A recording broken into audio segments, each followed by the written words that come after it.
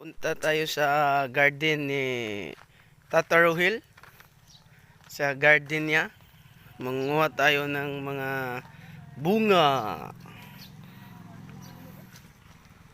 Saman?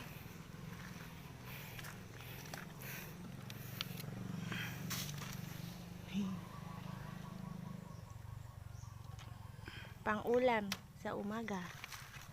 Harvest. Nag-harvest. Ito naman sa kabila, guys.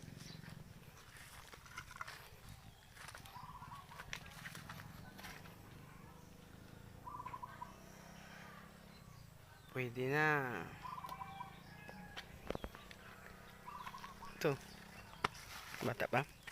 Ayan. Susunod na lang.